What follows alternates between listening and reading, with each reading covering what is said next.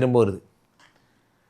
So இப்போ என்ன நடக்கும்னா, உங்களுக்கு எந்த மாதிரியான செஷன்ஸ்லாம் நடக்கும்? 10லே சனி வந்தால் நீங்கள் வெகு பிரபலம் ஆவீர்கள். வரும்போது மகரத்துக்கு வரும்போது வந்த சனி, மகரம் முடிஞ்சு கும்பம் முடிஞ்சு மீனம், டேங்க அப்பாடி அப்பா, இப்போ தான் உங்களுக்கு ரிலீஸே நடக்குது. காரணம் சனி வந்து வர வேண்டிய இடங்கள் என்ன? ராசியிலையும் 1லையும் 10லையும் வந்துட்டா அதை அடிச்சுக்கிறதுக்கு ஆளே கிடையாது. 1லையும் 10லையும் வந்துட்டா அதை தொடர்றதுக்கு ஆள் கிடையாது. சனி 10ல் வரும் சனி வந்து உங்களுக்கு மாபெரும் புகழையும் பெரிய பெயரையும் பெற்று தருவார். ஸோ இது இல்லாமல் வேறு என்னெல்லாம் வசதினா, கர்மஸ்தானம் தோஷங்கள் எல்லாம் சால்வ் பண்ணி, ஸ்ரீ சாபம், பூ சாபம், பக்ஷி சாபம், பிராமண சாபம், இந்த மாதிரி சாபங்கள்லாம் இருக்குது. அந்த சாபங்கள் இருந்தால் அதெல்லாம் நிவர்த்தி பண்ணி சனியினுடைய நோக்கம். ஸோ சனி உங்களுக்கு 10ஆம் இடத்தை பார்ப்பது புகழ்ச்சியையும், மிக அதிகப்படியான விளம்பரங்களையும், மிக அதிகப்படியான பிரபலத்துவத்தையும், அதே மாதிரி உங்களுக்கு ஒரு பெரும் புகழையும் பெரும் சேனையையும் தரும். 10ல் சனி வரும்போது தான் நீங்கள் ரொம்ப ஜாக்கிரதையாக இருக்கணும். டீம் உலகெங்கிலும் இருக்கும் ஜோதிடரிகம் நேயர்கள் அனைவருக்கும் வணக்கம். நான் உங்கள் ராம்ஜி. மிதுன ராசிக்கான சனிப்பெயர்ச்சி பலன்கள், நீங்கள் செய்ய வேண்டிய பரிகாரங்கள் என்ன? மிதுன ராசிக்காரர்களுக்கெல்லாம் சனிப்பெயர்ச்சி என்ன அப்படின்னா, மிதுன ராசிக்காரர்கள் நிறைய பணத்தை இழந்திருப்பீங்க இந்த சனியினால். சனி உங்களுக்கு அஷ்டம சனியாக வந்தது மகரத்துக்கு வரும்போது வந்த சனி, மகரம் முடிஞ்சு கும்பம் முடிஞ்சு மீனம், டேங்க அப்பாடி அப்பா, இப்போ தான் உங்களுக்கு ரிலீஸே நடக்குது.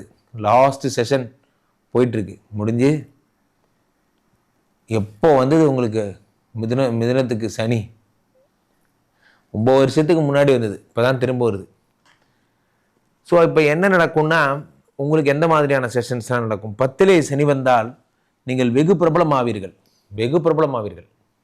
சாதாரண ஆள்லாம் உலகறியப்படுவீர்கள்.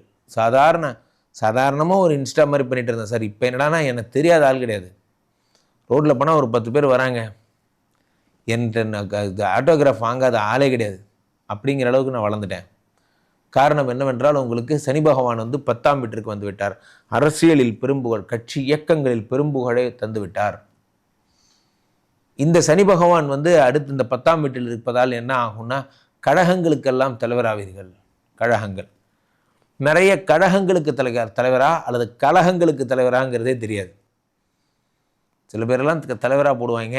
இந்த தலைவராக போட்ட நாள்லேருந்து இன்றைக்கி வரைக்கும் வெறும் கொடி கட்டுறது, கட்சி பேனர் கட்டுறது, இப்படியே சுத்த விடுவாங்களே தவிர பொறுப்புன்னு ஒன்றுமே கொடுக்க மாட்டான். பொறுப்பே தலைவரை புகழ்ந்து பாடுறது தான் உன் பொறுப்பு. அதான் உன் பொறுப்பு. மை பொறுப்பு ஈஸ் டு புகழ்தி தலைவர் அப்படிங்கிற மாதிரி ஆகிடும். தலைவர் வாழ்க, தலைவர் வாழ்க, இதுதான் உன் பொறுப்பு. உனக்குன்னு ஒரு பொறுப்புன்னு ஒன்றும் கிடையாது. அப்போ மக்கள் நலம், தலைவர் அங்கே போகிறாரு, அங்கே போய் நின்று 2 பேர் 4 பேருக்கு கோஷம் போடணும், தலைவர் வாழ்க, தலைவர் வாழ்க. என்னடே இது ஒரு வேலை, இந்த வேலைக்கு எம்பிஏ படித்த என்னையடா செலெக்ஷன் பண்ணீங்க? எம்பிஏ படித்த உடனே யாரும் இங்கே வந்து வேலைக்கு சேர சொன்னது? நாங்களே சும்மா சுற்றிட்டு இருக்கோம். எங்கள் டீமில் சதீஷ்னு ஒரு ஆள் உண்டு சார், டபுள் டிகிரி. என்ன அடிக்கடி கேட்பார், நான் டபுள் டிகிரி தெரியுமா? உடனே யாரும் எங்கள் டீமில் சேர சொன்னது? நாங்களே சும்மா தான் இருக்கோம்.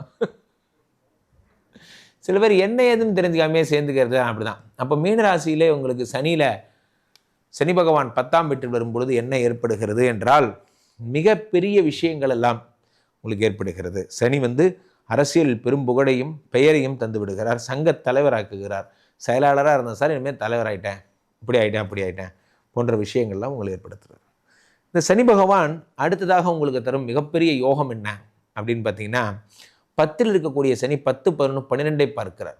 விரயங்கள், தேவையில்லாத விரயங்களை குறைக்கிறார். சனி பகவான் 7ஆம் பார்வையாக உங்களுடைய எந்த மிதுன ராசிக்காரர்களுக்கு 4ஆம் வீட்டை பார்க்கிறார். 4ஆம் வீடுங்கிறது வீடு, மாடு, மனை போன்றவற்றை பார்க்கிறார். உங்களுக்கு என்ன ஆகும் அப்படின்னா, வியாதி, கடன், கஷ்டமெல்லாம் போய் வீடு, மாடு, மனையை சனி பகவான் பார்த்துடுறார்.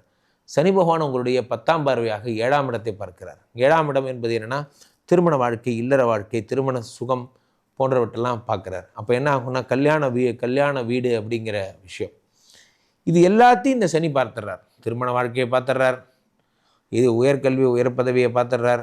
அதே நேரத்தில் உங்களுக்கு 12ஆம் இடமாகப்பட்ட அசுப விரயங்களை பார்த்துடுறார். ஆக சனி பகவான் இத்தனை நல்ல விஷயங்களை செய்ய போகிறார். உங்களுக்கு காதல் திருமணம், சில பேர் சொல்லுவாங்க கலப்பு திருமணம்பாங்க, அவங்க அதெல்லாம் நான் கடுமையாக கண்டிப்பேன். கலப்பு திருமணம்னு சொல்லாதீங்க, சாதி மறுப்பு திருமணம்னு சொல்லுங்கன்னு. இந்த சாதி மறுப்பு திருமணங்கள்லாம் உங்களுக்கு இந்த சனி பகவான் செய்து வைப்பார். சனி 10ல் இருக்கும்போது 10லே ஒரு பாவி இருந்தால் அரசனை போல் யோகம் உண்டு. 10லே சனி பகவான் இருக்கும் பொழுது உங்களை கேட்கறதுக்கு ஆள் கிடையாது. 10ல் சனி பகவான் இருக்கும்போது ராஜா மாதிரி யோகம், ராஜர் யோகம், ராஜாதி ராஜ யோகம் என்பது உங்களுக்கு கிடைக்கும்.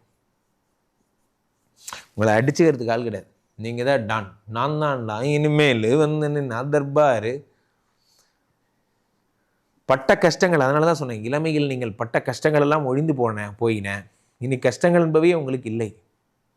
இனி சுகங்களும் சந்தோஷங்களும் மட்டும்தான். நல்லா இருக்க போகிறீங்க, சூப்பராக இருக்க போகிறீங்க, ஹெல்த்தியாக இருக்க போகிறீங்க. உங்களுக்கு எந்த பிரச்சனைகளும் வராது. அப்படி வந்த பிரச்சனைகள் எல்லாம் தன்னால் ஒழிஞ்சு போச்சு. நீங்கள் சூப்பராக இருக்க போகிறீங்க, நலமுடன் வாழ போகிறீங்க. கடகராசிக்காரர்கள் அத்தனை பேரும், மிதுன ராசிக்காரர்கள் அத்தனை பேரும் மகிழ்ந்து கொண்டாடும்படியான, மிட்டாய் திங்கும்படியான நல்ல நல்ல விஷயங்கள்லாம் நடக்க போகுது. காரணம், சனி வந்து வரவேண்டிய இடங்கள் என்ன, ராசியிலையும் 1லையும் 10லையும் வந்துட்டா அதை அடிச்சுக்கிறதுக்கு ஆளே கிடையாது. 1லையும் 10லையும் வந்துட்டா அதை தொடரத்துக்கு ஆள் கிடையாது. அந்த 2 இடத்துக்கு வந்துட்டார், 10க்கு வந்துட்டார். உங்களை ஒன்றும் பண்ண முடியாது, ஒன்றுமே பண்ண முடியாது. 10க்கு சனி பகவான் வரும் பொழுது நீங்கள் மாஸ் கொலை மாஸ் எல்லாம் ஏற்படும். ஸோ அப்போ நீங்கள் யாராவது அரசியலில் பங்கெடுக்கிறீங்க, அரசியலில் நீங்கள் வந்து இதாக இருக்கீங்க,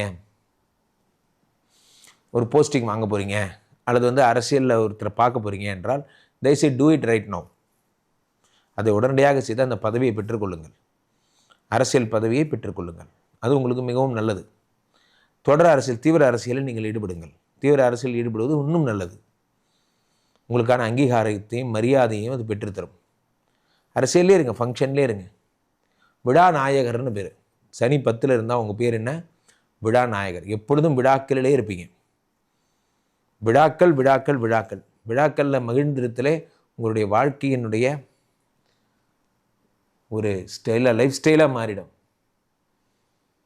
ஸோ சனி 10ல் வரும் சனி வந்து உங்களுக்கு மாபெரும் புகழையும் பெரிய பெயரையும் பெற்று தருவார்.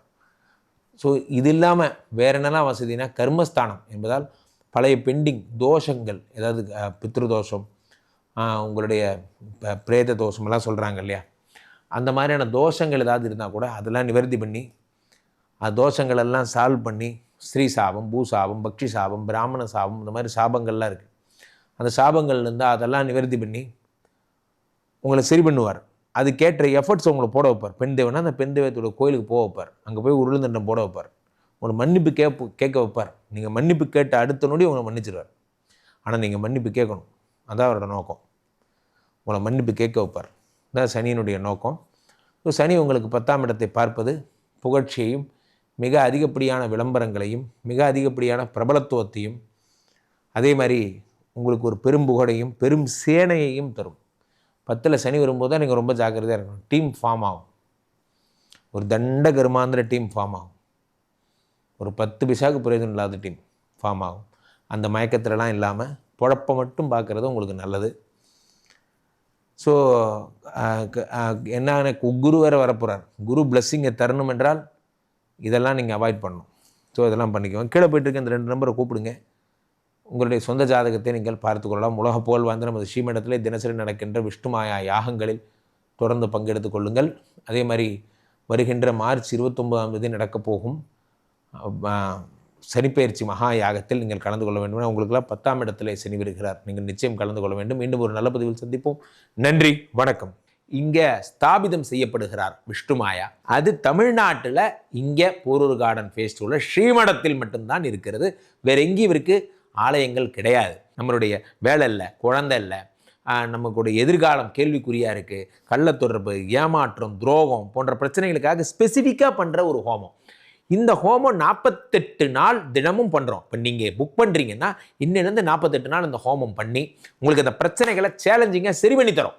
ஸோ விஷ்ணுமாயா சாத்தனுடைய ஆலயத்திற்கு நீங்கள் வாருங்கள், இந்த ஸ்ரீமடத்திற்கு வாருங்கள், வந்து இந்த ஹோமத்தில் கலந்து கொள்ளுங்கள். இதை பற்றி தரவுகள் கீழே போயிட்டு இருக்க நம்பரை கேட்டு தெரிஞ்சு புக் பண்ணிக்கிட்டு இந்த ஹோமத்தில் நீங்களும் பங்கெடுக்கலாம்.